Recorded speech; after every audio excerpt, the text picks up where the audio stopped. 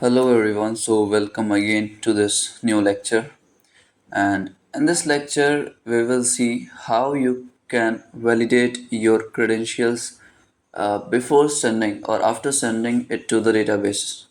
Okay, so our main concern in this video, let me first open my project.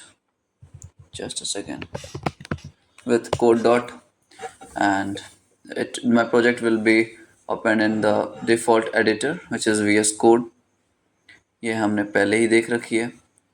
ठीक है, तो पिछले lecture में हमने मेन क्या डिस्कस किया था कि हमारे पास ये स्टेटस कोड होती है। ठीक है, उससे पहले हमने देखा था क्वेरी स्ट्रिंग। हमने देखा था क्वेरी स्ट्रिंग क्या होती है और हम कैसे अपने डेटा को क्वेरी स्ट्रिंग के थ्रू भेजते हैं।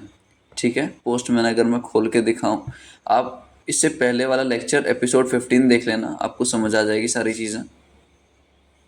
ठीक है, तो हमने जेसन फॉर्मेट में अपने डेटा को भेजा था। हमने फिर इस जेसन ये जे क्वेरी के फॉर्म में भेजा है। सॉरी, जे क्वेरी बोल रहा हूँ मैं, क्वेरी स्ट्रिंग।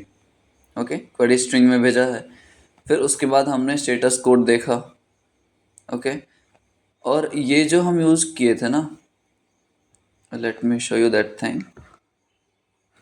हमने कौन से राउट पे किया था पिछली बार, याद है क्या?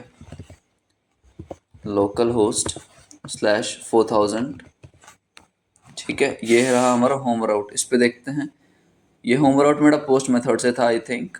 तो लेट्स हिट ओके। सर्वर मेरा नहीं स्टार्ट है, स्टार्ट करते हैं npm स्टार्ट से। Okay, it's working fine.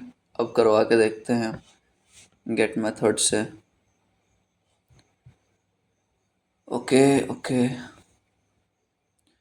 So home page, हमारा होम पेज पे क्या है? होम पेज पे हमारा ये है कि मेथड अगर गेट होता है तो हेलो फ्रॉम होम पेज देना चाहिए इसको। ठीक है, और एल्स में नहीं देगा। ठीक है, ओके, तो चल रहा है ये। अगर हम रन करके देखें तो मुझे की रिक्वायरमेंट है क्या कुछ? देखो, होम पेज पे ये राउट है मेरा। ठीक है, गेट मेथड में कंपैरिजन करवा रहा हूँ। ओके, और यहाँ पे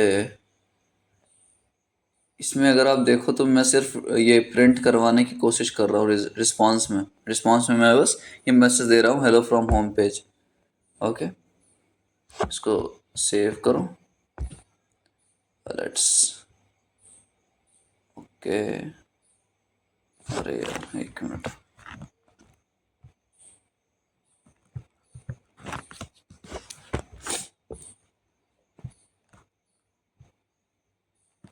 लॉगिन में देखो अभी हमारा एम्प्टी आ रहा है।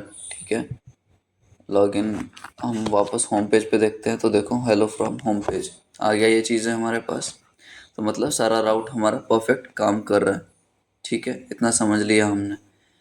आज की क्लास में हम क्या दिखेंगे ना, पहले ये देखो आप, पिछले लेक्चर में मैंने सेकंड वाले ये कंट्रोलर लॉजिक था।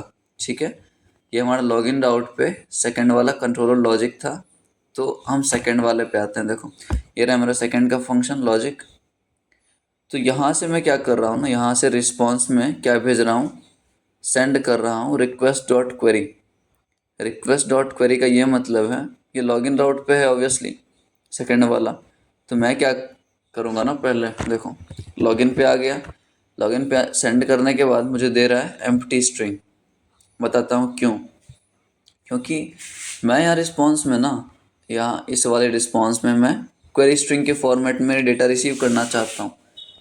मैं ये भी डाल सकता हूँ, अगर मैं यहाँ पे डबल कोट्स के अंदर हेलो फ्रॉम लॉगिन पेज लिखूँ और वापस हिट करवाऊँ यहाँ, तो आ जाएगा, मुझे कोई दिक्कत नहीं है।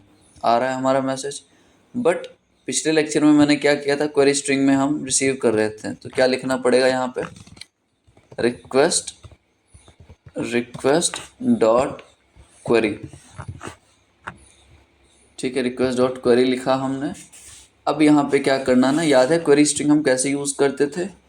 We just put a this symbol, question mark symbol. Question mark symbol डालते ही मुझे यहाँ पे पैरामीटर में शो करने लगेगा कि हाँ कुछ रिसीव कर रही है। Okay, first let's say email is equal to aditya@gmail.com। ठीक है, तो यहाँ आप देखोगे कि की में ईमेल स्टोर हुआ है, यहाँ ये वाला की में ईमेल स्टोर हुआ है और वैल्यू में मेरा ईमेल स्टोर हुआ है। ईमेल नाम और इधर वैल्यू, की वैल्यू पेयर में स्टोर होता है ये चीज़ें। ठीक है, अब जब मैं हिट करवाऊँगा तो ये मुझे डायरेक्टली दे देगा। देखो ईमेल में दे दिया ये कैसे दिया, एक क्वेरी स्ट्रिंग के थ्रू दिया है। अगर आपको थोड़ी सी भी दिक्कत है इस चीज़ को समझने में तो आप प्रीवियस लेक्चर देखना, समझ आ जाएगी। तो ये हमने प्रीवियस लेक्चर में देखा था। इस लेक्चर में हम क्या देखेंगे कि ये जो मैं ईमेल डाल रहा हूँ यहाँ पे रिस्पॉन्स में, ठीक है, अब ध्यान से इस चीज़ को नोटिस करना कि जो मैं यहाँ ईमेल डाल रहा हूँ इसका वैलिडेशन करवाऊँगा। ठीक है, मैं थोड़ा बता देता हूँ इस चीज़ के बारे में, आपको क्लियर हो जाएंगे फिर चीज़ें। मुझे बस इतना करना है कि मैं जो यहाँ ईमेल डाल रहा हूँ ना उसको वैलिडेट करेगा। वैलिडेट करने का क्या मतलब है, ईमेल में @ होना चाहिए और .com होना चाहिए या डॉट होना चाहिए। ठीक है, तो अब वैलिडेशन के बारे में पहले हम जानते हैं कि वैलिडेशन क्या होता है, कैसे काम करता है।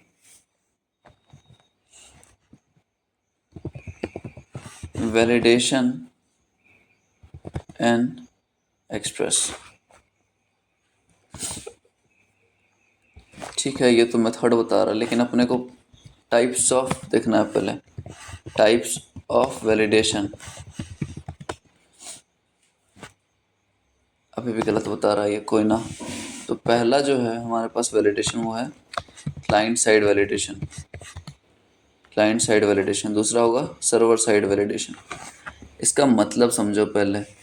क्लाइंट साइड वैलिडेशन का क्या काम होता है, फॉर एग्जांपल मैंने कोई लॉगिन पेज बनाया। Okay, let's say I have created a login page बनाया। अब जब यूज़र वहाँ पे अपना क्रेडेंशियल फिल आउट करेगा, फिल द फॉर्म, जब वो फिल आउट करेगा फॉर्म उसके बाद सबमिट करेगा, तो जब सबमिट करेगा ना तो वहाँ पे मान के चलो कि ईमेल उसका रॉन्ग डाला है उसने @ भूल गया, तो वहीं पे एक वैलिडेशन का प्रोसेस हम लगाएंगे अपने फ्रंट एंड पे जो शो करेगा योर ईमेल, कुछ भी शो कर सकते हैं। For example email is not correct, okay, try another email, upper case lower case, कोई भी टाइप का वैलिडेशन हम लगा सकते हैं। कहाँ लगा रहे हैं हम, क्लाइंट साइड, मतलब कि फ्रंट एंड पे। ठीक है, उसके बाद उसके बाद अगर उसका ये ईमेल सही हुआ और वो सबमिट कर दिया, ठीक है, फिर दूसरे टाइप से हम वैलिडेट करेंगे डेटाबेस में स्टोर करने से पहले। ये सब हम फ्रंट एंड पे जब आएंगे तब देखेंगे। अब ये बैक एंड का काम है, तो फ्रंट एंड में बस इतना समझो कि क्लाइंट साइड वैलिडेशन एक ऐसा वैलिडेशन होता है जिसमें हम क्रेडेंशियल्स को वैलिडेट करते हैं कि सही है या नहीं। ठीक है, तो वो फ्रंट एंड पे होता है वैलिडेशन। दूसरा है server side validation. Server side validation का ये मतलब है कि जो वैलिडेशन हम करते हैं वो हम सर्वर साइड पे करते हैं, मतलब कि हम बैक एंड में करते हैं, जो कि हम देखेंगे आज। ठीक है, तो ये सर्वर साइड वैलिडेशन है अपने पास, और इसमें कई सारी चीज़ें यूज़ होती है सर्वर साइड वैलिडेशन के लिए। वैलिडेशन दो टाइप का होता है, आप समझ गए, client side and server side. Types of validation, validation में 2-3 टाइप्स के होते हैं मेन। मैं सिर्फ एक ही बताऊंगा जो काफ़ी यूज़ होता है इंडस्ट्री में। ठीक है, अच्छा, ये देखो, ये सब तो है ना, custom validation, length validation, email validation. हम बस ईमेल वैलिडेशन अभी के लिए देखेंगे ताकि चीज़ें धीरे धीरे क्लियर हों। एक बार में मैं बताऊंगा तो ज़्यादा लेंदी हो जाएगा, जो मैंने चाहता नहीं।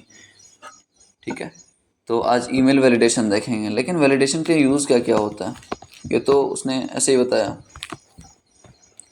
वैलिडेशन के लिए third party validator, third party library या फिर वैलिडेटर बोल सकते हो आप। हम थर्ड पार्टी लाइब्रेरी को यूज़ करेंगे वैलिडेशन पर्पस के लिए। इतना समझ लिया हमने। ओके, अब थर्ड पार्टी में सबसे पहले कौन आ जाएगा,